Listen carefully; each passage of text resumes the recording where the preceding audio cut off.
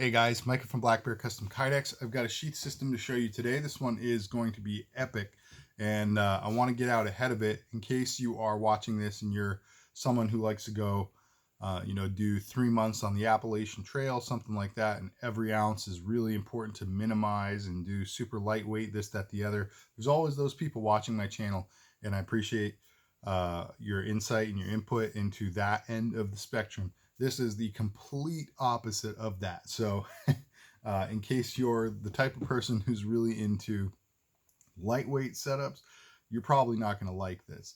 Now, as far as that goes, what's really important to me as a sheath maker is that when you come to me and tell me what you want in a sheath, that I'm able to meet your needs. I don't like to dictate to you what you need. I'm not you, and you might have different tastes than I do, but I'm employed by you in a sense, and I just want to make sure that you get what you want. And one thing I really appreciate about the client for this project, his name is Mark. He's from Nottingham, England, and Mark really knew what he wanted. He was super specific about a lot of this stuff, and he gave me license to do what I needed to make it work, but he had a vision for his sheath, and I think I've been able to accomplish his vision for him in terms of what he was looking for. Now, he had said he wanted this to be an epic, maybe even the largest and heaviest and built up, most busy, etc. sheath that I've done to date. And I think this might actually qualify and fit the build. So let me get into this and show you all of the components on this. What you're looking at here is part of the overall system. This is a fixed piggyback. And when I say fixed piggyback, I'm talking about it's got another knife on it, the secondary knife, and the sheath for the secondary knife is attached via Chicago screws, meaning that yes, you can undo the hardware and remove them, separate them, but there's no way to do that quickly. I mean, you can be quick with a screwdriver, obviously, but there's no way to just grab this and be separate from the Operator 7 sheaths. There is also a concept that I invented a while ago called the Breakaway Piggyback, which allows you to quickly separate two sheaths without the use of any tools. So it's kind of more of a modular type setup. So this is kind of a package deal. And then this whole package deal becomes a Breakaway Piggyback on the Tops Elchete sheath that you'll see momentarily. So it's very cool. All three sheaths are flat black Kydex with OD green on top. So OD is kind of the main color, but it's got that flat black seam traveling around the edges. I think that looks really nice. And then all the accents and accessories are in Cryptek Typhon. And I think this color scheme goes together really, really nicely. So let me know what you guys think of that. I'm in love with it. I absolutely love this color combo. For accessories, you're looking at a Leatherman Charge Plus. It's a great tool from Leatherman. It's very similar to the Leatherman Wave, but it's got a couple distinct differences. Definitely go check these out. If you're interested in a new Leatherman, I would highly recommend this. I don't personally own one yet, but I've handled a few for projects now, and I'm deeply, deeply considering spending the money on one because I think they're great. Down here we have a compass and a flashlight, and these are from a company called Mech Army. And the holder that I've created for these, pretty non-standard. It's basically just a 1-inch wide, roughly, piece of Kydex, and I have actually put a little felt on the backside to thicken it up so that these slide very snug onto the holder. But these both can come off. You just slide them. The flashlight moves quite a bit easier than the compass because the bracket on the bottom that it mounts with, these are, they're supposed to be the same size, I imagine, but they are actually slightly different. You can see one of them has kind of like a flat edge to it, whereas the other one's got a rounded edge on it. So they both fit, but I would recommend putting the light on the inside track and the compass to the outside because the compass is a little more snug, so it kind of acts as an end cap. That's my personal recommendation and preference.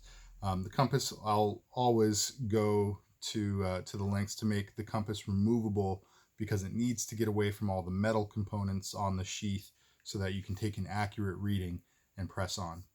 All right, and then on the bottom here, I don't know the company, so somebody has that information, let me know.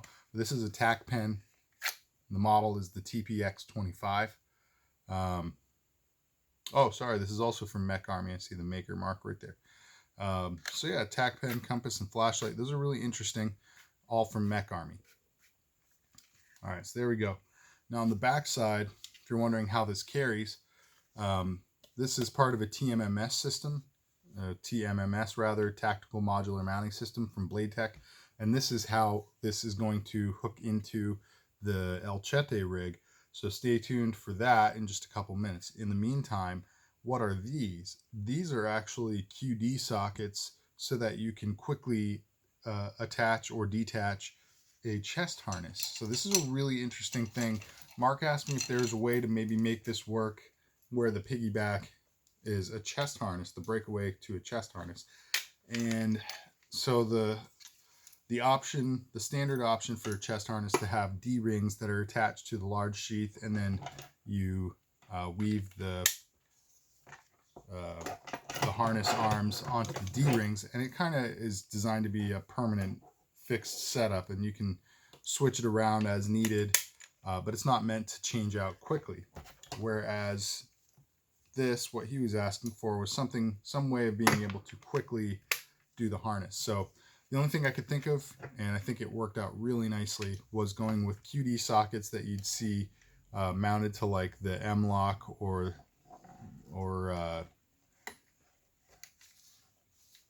what am I trying to say? Yeah, these mount onto M-Lock, and you'd see them on some AR-15s or other rifles. But QD sockets are traditionally a rifle thing. I don't think I've ever seen one on a sheath before. So this, I'm going to call it the first ever QD chest harness. I think it's really cool. Now, how you want to take this on and off your person, I would say deal first with the one, or deal only with the one on under your dominant arm. Mark is a left-handed user, so that's why you see it oriented on this side of my body. So I'm a little backwards. I'm a righty, so this is going to be difficult for me to demonstrate everything perfectly, but that's essentially it. It's a little bit tight on me, but the sling is designed to be one size fits all, or not the sling. I keep saying sling, the harness. This is from Beach and Tactical, and each arm of the harness has a really generous length of webbing on it, so you can adjust it to fit any size. And once you've got it adjusted, you might want to trim some of the excess off, but leave yourself a little bit for weight change, or for when you put on heavier jacket or something like that. You might want to be able to adjust it up and down a little bit within your range. So there we go. This is roughly how it's supposed to ride. You can change the angle ever so slightly by adjusting the tension on each of the arms of the harness. And of course, the harness can move a little bit in terms of what mounting positions you have it in. But one thing, when you get more and more complex with your sheath build, it becomes more and more difficult to find multiple positions for anything to work in. So you're going to find some limitations there, Mark, if you decide to switch this around at all. So giving you a quick demonstration, the Operator 7's got a really nice draw on it. Nice little click in.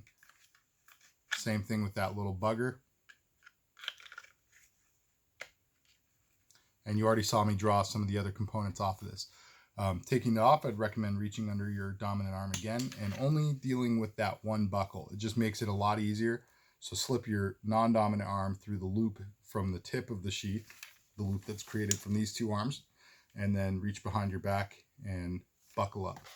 All right, so that's pretty much that. All right, now, just so you guys can see how quick is this, for those of you who've used QD sockets on your rifles, you know already it is super quick. You can very easily swap this out, and that's kind of the idea behind any kind of breakaway. So officially, guys, I am now offering a breakaway chest harness option. This is really cool. I'm really excited about it, and I'd love your opinions in the comment section down below. One thing I will say about it really quick. Now, the sockets here, they are fairly low profile, and when you plug the harness into it, that's a pretty significant standoff. It's almost an inch off the surface of the back of the sheath.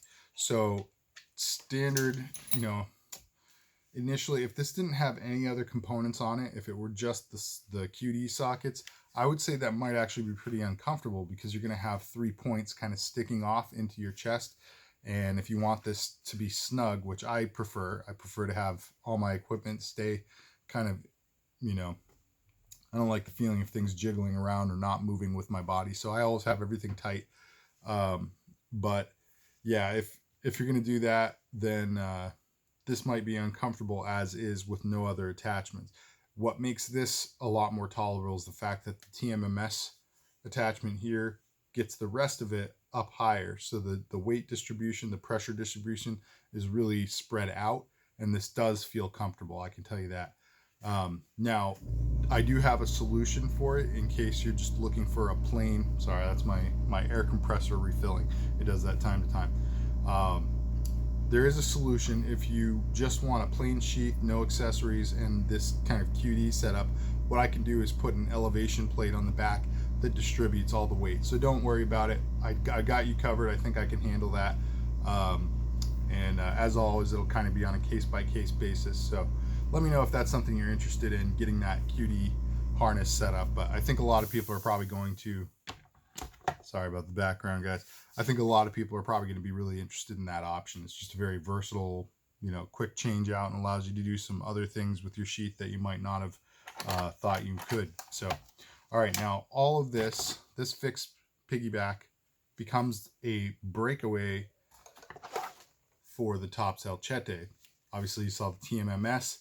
The male fork plugs into that female receiver, and the whole thing becomes a 3-knife system. I'll show you that at the end.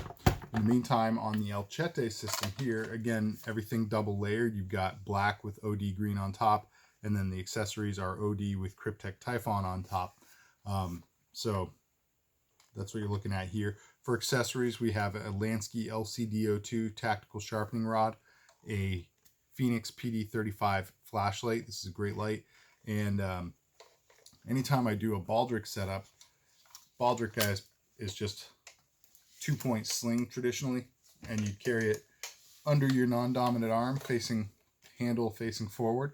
So anytime I do a baldric system with a light on it, I orient the light forward so that you could just wear this like so, turn the light on, and then you've got a flashlight hands-free. It's just a really convenient and practical solution, way to carry your flashlight and make it really convenient for you, I think. Then up here we have an Exotec Fire Rod XL. This is a 1/2-inch diameter ferro rod option from Exotec, which makes it just really excellent. I think Exotec produces some of the best ferro rods on the market, and the XL is a newer option, and I'm really glad they came out with this because I came to really appreciate using a bigger ferro rod. I think it throws more and better sparks. It just feels more comfortable to use. And especially in a kind of survival situation, obviously it's not likely nowadays that you're going to really run into a survival situation, camping out in the woods, that kind of thing. But in a situation where your hands maybe are really cold, just think that this is going to be a lot easier to hold on to and throw sparks when you really need to. So I appreciate that Exotec made that. The other thing is it's got a gigantic watertight Tinder capsule here, so you can unscrew the butt of this aluminum capsule and store some tinder or fishing kit or whatever you want to put in there, but you've got watertight, airtight storage there. So it's very cool. On the back side, we have an SE tin down here. So again, you've got more storage on your sheath. I think that's really cool. Obviously, for carry setups, we've got that baldric option. And we have a leg strap down here, and this is meant to complement the dangler. So if you ever do decide to carry this as a dangler, I would recommend using the leg strap. Of course, you can remove it and you don't need to use it, but it's there to help distribute the weight more evenly on your leg and also to prevent the sheath from swinging. And personally, I hate the feeling of a heavy sheath swinging on my belt, so I would absolutely recommend utilizing this leg strap. Then the final carry setup we have is this plate with a pair of molly locks on it. These are spaced at 3 inches apart, so you'd be able to mount this to any standard molly webbing pack, and it just makes the overall experience a little nicer because you've got so many different carry options involved in this one system. All right, so real quick, the fit of the Elchete. Well, let me put it on as a baldric system and show you. I really try to make sure that all of my sheaths are one-hand access. I think that's important. And so even with a gigantic system like this, I like to think that you could be occupied with your non-dominant hand doing whatever important task, holding a sapling or something, who knows, and be able to draw out your knife and and start going to work. So that's really important to me, one-handed access. You just use the thumb ramp on this and pull, and should come out nice and smooth. Got a great click in, no rattle, no play. This is a really nice sheath. All right, the final component I want to show you on this is, what are these two bolts here in the front? What are these doing? Well, they are the mounting points for the dangler, and the reason I did them is because I try to make absolutely everything I can ambidextrous, so that if you ever need to switch to the opposite side, or if you ever sell your sheaths, you can advertise them as being able to switch to the opposite hand. So Mark is a left-handed user. He could sell this to a right-handed user and it would be ready to go. All you have to do is take it apart and reconfigure all the components to fit right-handed. That in itself is actually a little bit of a jigsaw puzzle with sheaths like this, where there's so many overlapping components, but the point is that it can be done.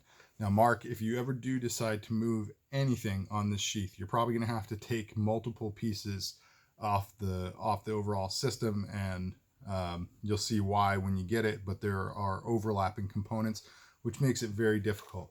So please, before you take anything off this, take some detailed photos and maybe even notes of where the hardware is, because some of them you're going to have to like half put one, the female hardware goes in and just holds in place while you mount another thing on it, and then you got to thread the male hardware through the other side. It's really involved. So that, guys, is part of why I call this very complex. I know it doesn't look crazy complex, but this actually took a lot of time to put together. So anyway, the ambidexterity of a sheath really, I think, bolsters the resale value of it. So down the road, if you ever need to sell this, you will have the option of selling it to a right-handed user. All right, now to match these up together, the TMMS system has 3 pieces. It's one male fork, which you see on this side, and 2 female receivers.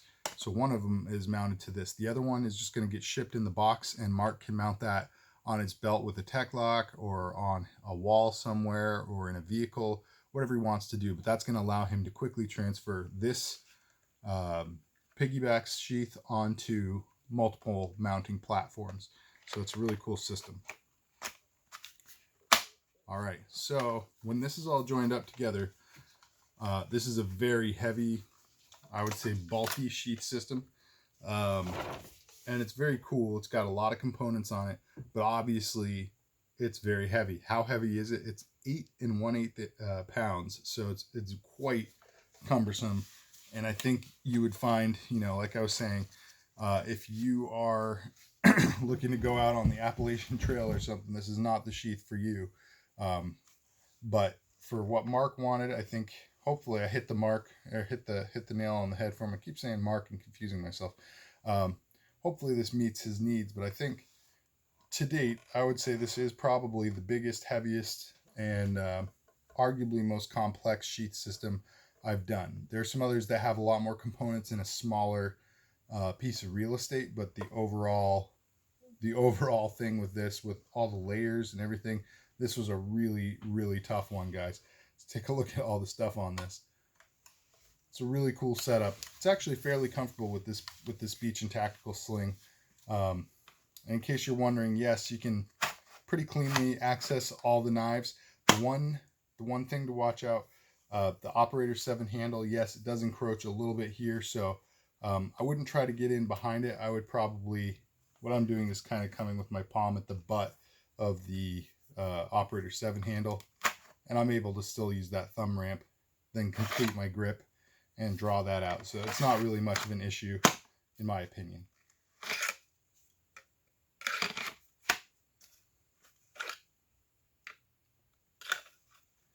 All right, guys, well, that is all I've got for you. I'm sorry for making a 20-minute video, but I really appreciate those who have stuck it out for the whole video. If you have, and you have some opinions you want to drop down below, what do you think of this setup? What do you think of all the knives on it? How about all the accessories? What do you like about this? What do you not like about this? Let's get some comments going down below. And of course, I really appreciate that you've tuned in and watched the whole video. So like, share, comment, subscribe. Everybody have a safe and happy Thanksgiving. And of course, God bless. Take care, guys.